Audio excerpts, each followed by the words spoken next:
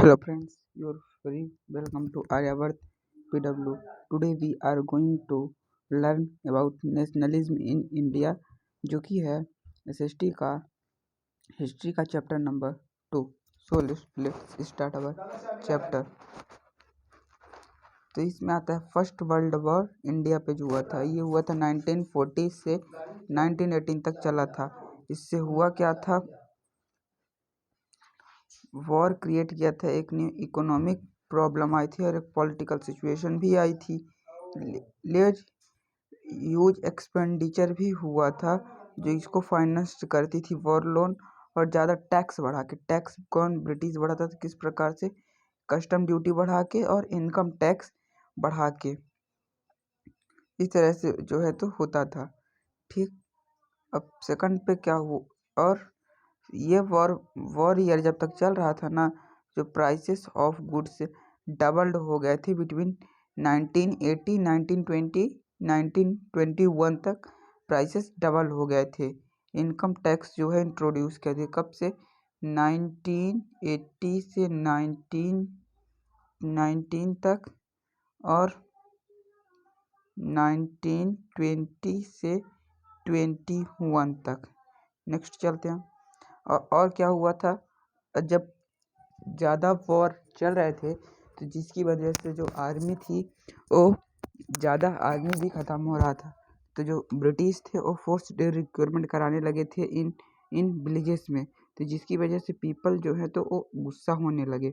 अब क्या होता है, 1980 और 1921 में क्रॉप्स भी फेल हो जाती है मैनी पार्ट्स ऑफ इंडिया में, जिसकी वजह से फूड का शॉर्टेज आता है और एक फेमिनाइन भी होती है। ठीक, और ये फेमिनाइन होती है, इसकी फेमिनाइन पड़ती नहीं, भूखमरी जैसी बीमारी आ जाती है। अब क्या होता है, ये होता है कि एक इन्फ्लुएंजा एपिडेमिक नामक एक बीमारी होती है जो चूहों से होती रही है। तो जब 1921 और का सेंसस किया जाता है तो उस पे 12 से 13 मिलियन लोग जो है तो मर चुके थे। ये जो एक बीमारी आई थी और सिर्फ भूखमरी से, फेमिनाइन की वजह से। अब ये सब को देखते हुए हमारे गांधी जी जो थे साउथ अफ्रीका पे, वो वापस आते हैं 9 जनवरी 1950 को वापस आते हैं, जिसको हम सेलिब्रेट करते हैं प्रवासी भारतीय दिवस के नाम से। तो अब ये करते क्या हैं, 1950 में वापस आते हैं 9 जनवरी में। तो ये 1915 से 1917 तक गांधी जी पूरे इंडिया पे इधर उधर घूमते हैं पीपल्स के क्या इशू हैं उनको जानने के लिए। आगे चलते हैं। तो ये सब को देखते हुए फिर गांधी जी जो है तो एक सत्याग्रह लेकर आते हैं। तो हम जान लेते हैं सत्याग्रह लाते हैं तो उसका आइडिया क्या था। गांधी जी लड़े थे अगेंस्ट जो रेसिस्ट रूल था साउथ अफ्रीका में, using a novel method of mass agitation की मेथड से यूज़ कर रहे थे। प्रोटेस्ट इन लार्ज नंबर, बहुत ही ज़्यादा नंबर में प्रोटेस्ट भी किए थे। तो इसका आइडिया क्या था, आइडिया ये था कि अगर जो हम सही बोल रहे हैं ना, तो सही के लिए आग्रह करना, हम सही हैं उसके लिए उनसे मांगना कि हम सही हैं, उनको ये बताना। दिस मेथड वो सत्याग्रह, यही जो था तो सत्याग्रह था। इसको ऑर्गेनाइज्ड किया गया था 1917 में, इसको ऑर्गेनाइज्ड किया गया था, यानी जब फर्स्ट बार इसको चंपारण में किया गया था वो 1917 पे ही किया गया था। आगे चलते हैं। हमने बताया कि सत्याग्रह था क्या। सत्याग्रह ये बोलता था कि अगर जो इफ कॉज अगर जो ट्रू है तो फिजिकल फोर्स की रिक्वायर्ड नहीं है, यह एक एक्टिव रेसिस्टेंट था, यह जो है तो वास्तविकता है उसको सामने लाने की कोशिश करता था। यह प्योर सोल फोर्स था, ये प्योर आत्मीय भाव का था। और this could be done by appealing, इसको डन किया जाता था अपील करके कि जो हमारे ऊपर ऑपरेशन डाल रहे हैं उनके सामने अपील करके कि हम सही हैं, यही था। आगे चलते हैं। तो सत्याग्रह मूवमेंट क्या था। सत्याग्रह मूवमेंट जो है तो सिमिलरली 3 जगह पे हुआ था। चंपारण पे हुआ था जो कि चंपारण में हुआ था, जो कि कहाँ है, बिहार में है। 1917 में हुआ था। एक खेड़ा सत्याग्रह हुआ था जो कि 1980 में हुआ था, ये गुजरात में है। एक अहमदाबाद सत्याग्रह भी हुआ था जो कि गुजरात में। तो अहमदाबाद सत्याग्रह 1918 में हुआ था और खेड़ा सत्याग्रह जो है तो 1980 में, दोनों 1980 में हुए थे जो कि गुजरात में भी हुए थे। बट चंपारण सत्याग्रह बिहार में हुआ था, 1917 पे हुआ था। आगे चलते हैं कि चंपारण सत्याग्रह पे था क्या, प्रॉब्लम क्या थी कि वहाँ पे इंडिगो प्लांटेशन सिस्टम चल रहा था। इंडिगो प्लांटेशन सिस्टम, इंडिगो ये था कि इंडिगो एक ब्लू कलर की डाई थी जिसको प्लांट से ऑब्टेंड की जाती थी।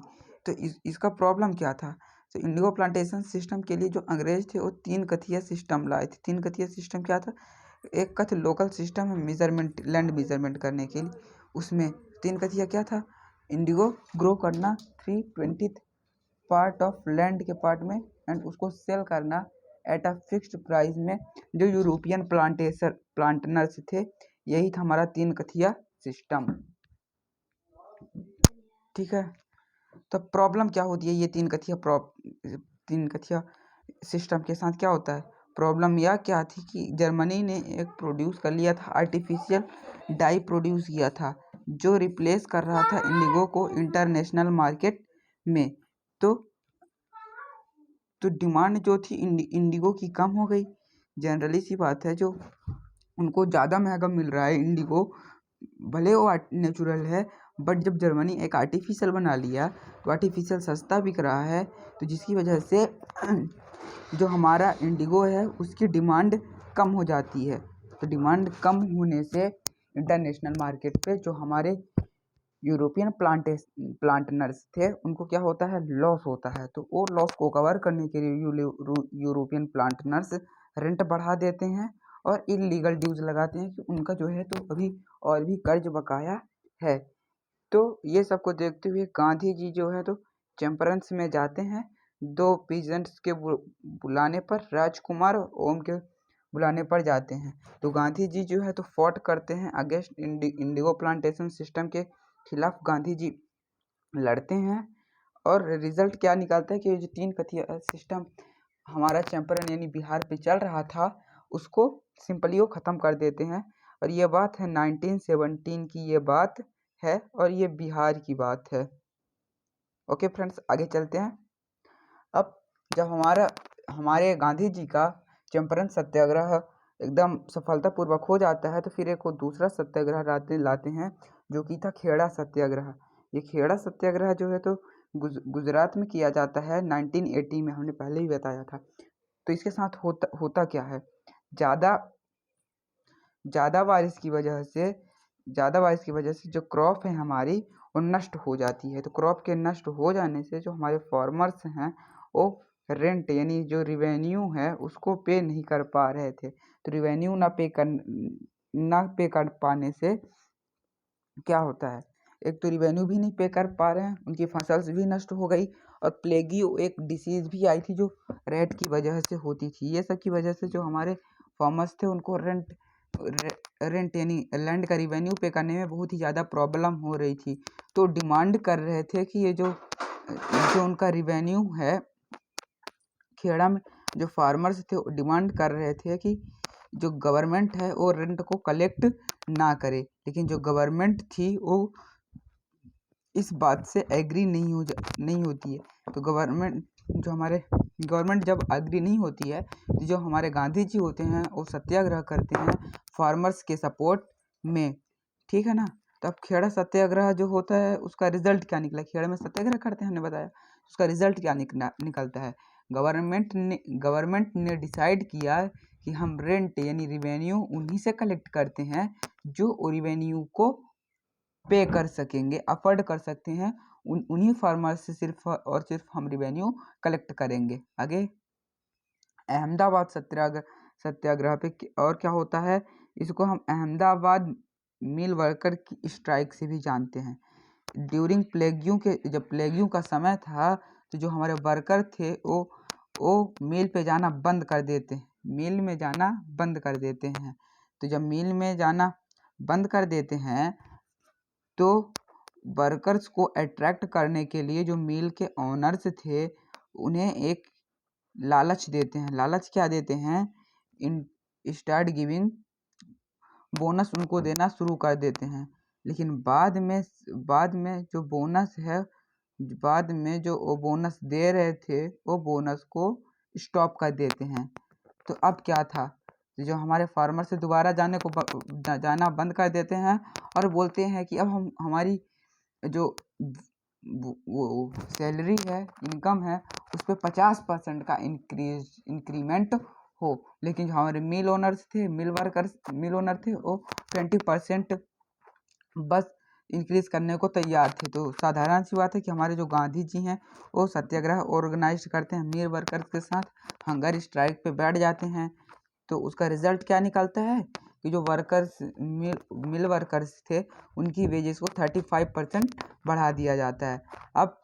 अब क्या होता है, ये सब अभी सही चल रहा था, ये जैसे हंगर स्ट्राइक हुई, ठीक, और गांधी जी हमारा खेड़ा सत्याग्रह भी सफलतापूर्वक किए।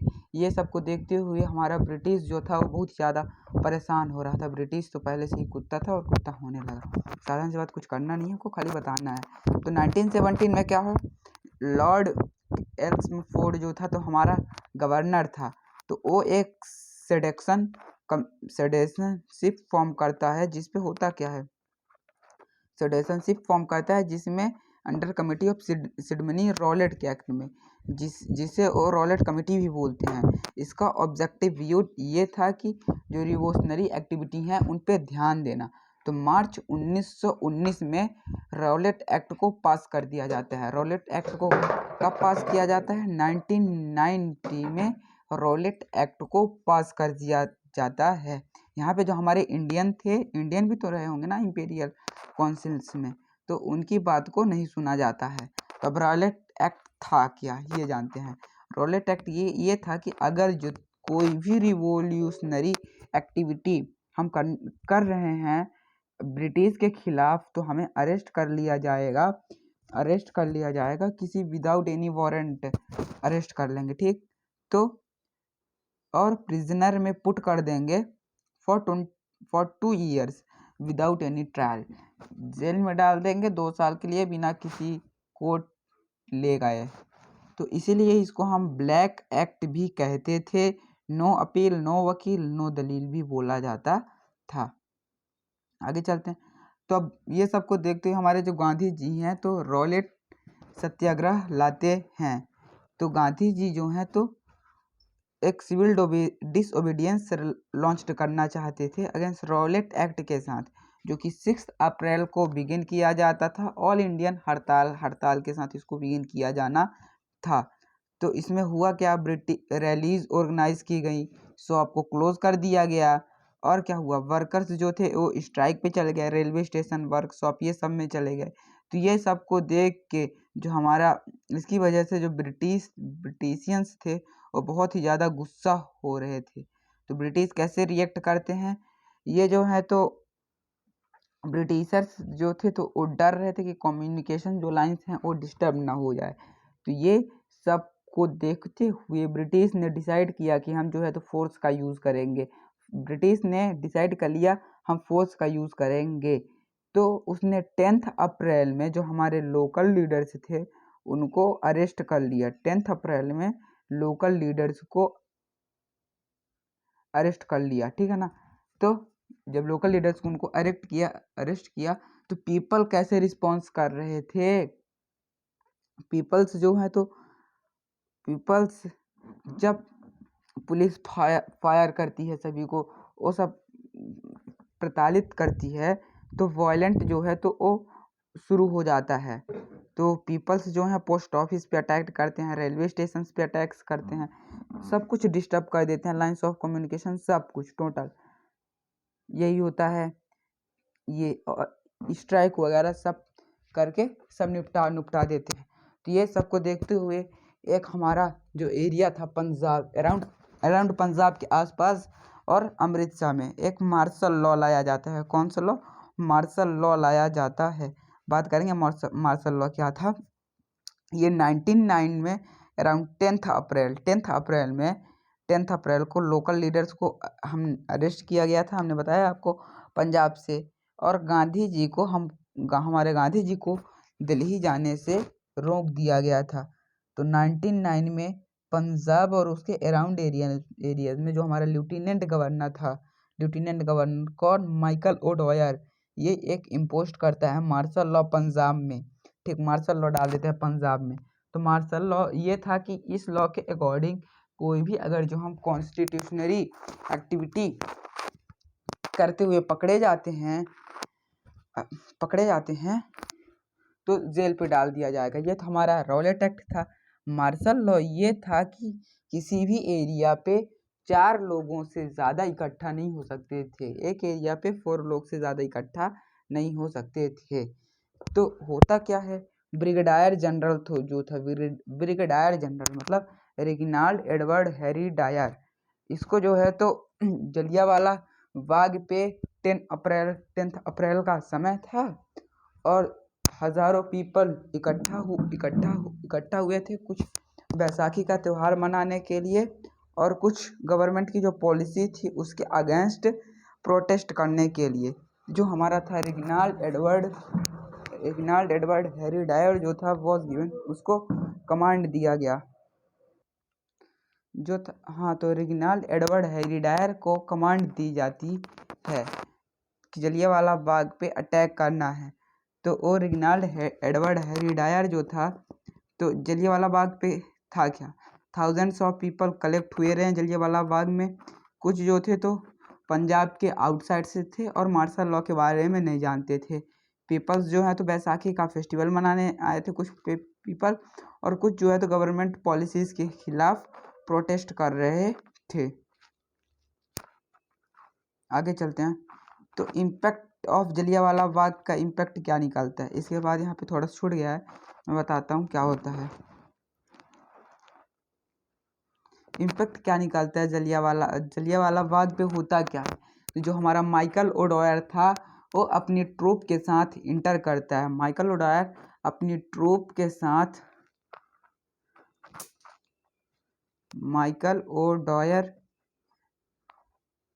अपनी ट्रूप के साथ इंटर करता है और जो हमारा पीसफुल प्रोसेसन था उस पे वो एक ही ऑर्डर देता है, फायर का ऑर्डर देता है, जिसमें थाउजेंड्स ऑफ पीपल मारे जाते हैं। बाद में जब उससे पूछा जाता है माइकल ओडवायर से तुमने ऐसा क्यों किया, तो वो खाली एक ही बात बोलता है, ये बोलते हैं कि मैं एक मोरल, जो हमारे सत्याग्रही थे उनके अंदर मैं एक डर बैठाना चाहता था। आगे चलते हैं।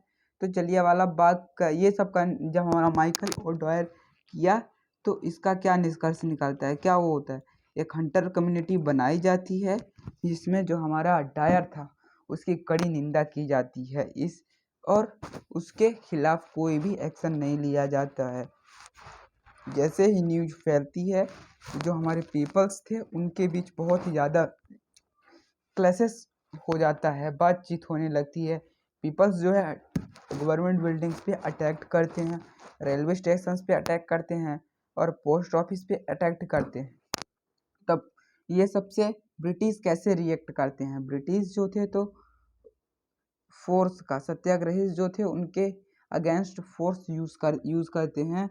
और ये जो है तो जो हमारे सत्याग्रही थे इनको बहुत ही शर्मिंदा करना चाहते थे, जैसे सत्याग्रही को फोर्स किया जा रहा था कि रोड में उनको घुटनों के बल चलाया जाता था, नाक को ज़मीन पे रगड़ के, और अगर जो कोई भी साहब यानी ब्रिटिश ऑफिसर्स कोई आता है उनको सलाम करने को यानी सैल्यूट करने को कहा जाता था। तो ये सबको देख के जो हमारे पॉलिटिकल लीडर्स थे वो कैसे रिएक्ट करते हैं, तो साधारण सी बात है, जो रविंद्रनाथ टैगोर थे वो अपना नाइटहुड वापस कर देते हैं। ठीक, और गांधी जी हैं तो वो जलियांवाला बाग की भी कड़ी निंदा करते हैं। और गांधी जी जो हैं तो ये सबसे वॉयलेंस स्प्रेड होने लगा था तो वॉयलेंस को बंद कर देते हैं।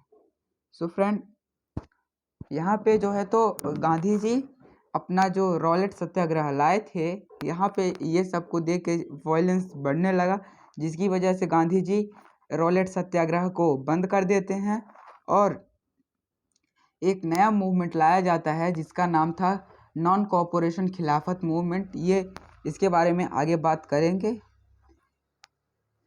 जब तक के लिए थैंक यू। आप हमारे चैनल्स को ऐसी वीडियो देखने के लिए सब्सक्राइब कर लीजिए। इसका नेक्स्ट पार्ट हम जल्दी लाने वाले हैं। तब तक के लिए take care, tata, bye bye.